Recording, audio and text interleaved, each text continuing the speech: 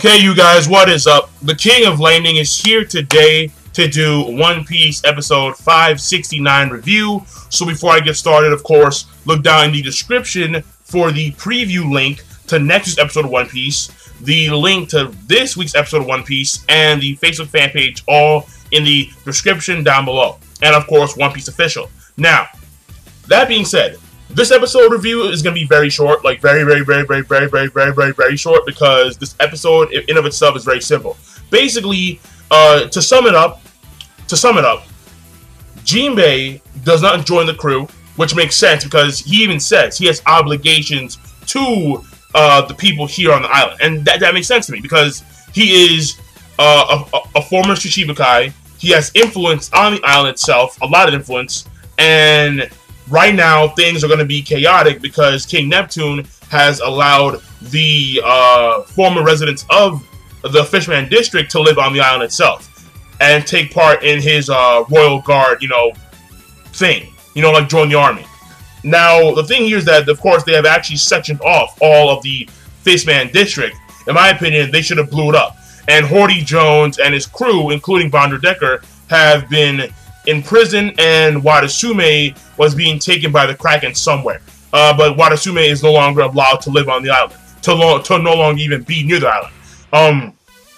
He's barred, basically. And after that, Jinbei tells Luffy, like, I can't join your crew yet, but hopefully in the future, after I'm done with all these obligations, I can join you. And Luffy, he tells him, like, I still want you in my crew. I still want you. So, hit me up.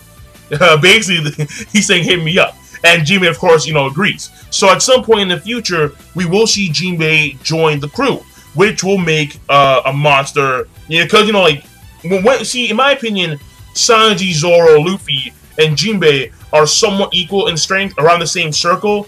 So I know that people may be upset with the whole entire, because if Jinbei does join the crew, then they will, like later on, then the whole entire system of the monster trio will be disturbed, which, it will be. But then again, there will also be, but I don't want to spoil it for you, but there is a possibility that someone else really strong may join the crew. So, I'm just saying, instead of a monster trio, a monster quintet, I like that.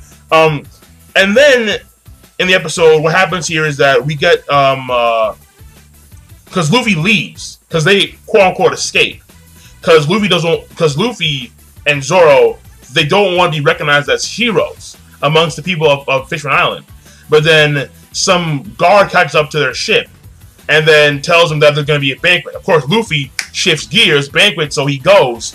And the entire, for a vast majority of the episode, if not all of it, there's the party itself, and the Straw Hats, when they party, all right? It was pretty funny. We have scenes here of Sanji, and Sanji sees the mermaids, he's freaking the fuck out. At some point, he sees Brook, and Brook is like, he's like almost passed out and shit. A mermaid comes to his aid. Sanji dives in there, and he's like, bone, and then all these mermaids gather around him and shit, turns to stone. It's pretty funny as fuck. There's a scene where we see like a little scene where Frankie and Zoro kind of like get into it and shit, because Zoro, by the way, doesn't want to be recognized as a hero because he has the same notion as Luffy, where if Luffy's case he wants the meat for himself, in Zoro's case he wants the sake and booze for himself. And there was a little scene here where Zoro's drinking the sake. He's like, yeah, like this sake is really good. I had it before. And then Frankie's like, oh yeah, well, you got captured for that, right? And you see Frankie and Zoro, like, they get into it, and then like throughout the entire time, like there's some mermaid diva. She's singing. I guess it was English. I'm not too sure because it was kind of weird.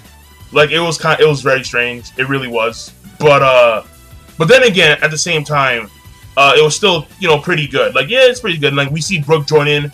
And we see them partying. Neptune was going to have a speech, but he gets caught by Luffy. There's like party, kanpai, cheers. And at some point, at the end of the episode, Robin takes Neptune and she sections off Neptune away from the rest of the group, from the party. And then they have a conversation about Joy Boy. which is very important because Joy Boy was the one, and Neptune reveals that Joy Boy was a person who was in contact with the mermaid princess at the time of the blank century, 800 years ago. And well, technically, the blank century started 900 years ago, but then that century was gone. Between 900 and 800 years ago, that history is gone. But apparently, Joy Boy was a person from the surface who was in contact with the mermaid princess at that point in time. And then there was a talk about how Neptune has a specific design for it, and like there's a specific task for Neptune. I mean, for Noah, and the royal family is guarded with the task of making sure that when the time comes, Noah is ready. And then Robin makes the deduction that, of course, that the Sea Kings themselves are the ones who are purposed with the design of pulling Noah, which means she makes the deduction that Noah, that someone had to be able to control the Sea Kings in order to pull Noah, and she makes the deduction that it's not Joy Boy, but it was the mermaid of that era. And of course, Neptune realizes what she's what she's trying to say here, and then she finally reveals that because Shirahoshi has the same power as the mermaid that lived during that time period, then she also has the task of making sure that Noah is prepared for when the time comes, which I believe is the destruction of the island itself. And then she hints, and then she makes the claim that the mermaid from that given point in time was known by a certain name. And thus, by default, Shirahoshi, because she has the same power, will also be known by that name. And that name is the ancient weapon Poseidon, because she has the power to control the Sea Kings. And the Sea Kings, especially the island-class Sea Kings, can go rampaging across the entire globe via will of Shirahoshi. So, and she knows that shit. And that's the reveal, that's the big reveal of this whole entire episode.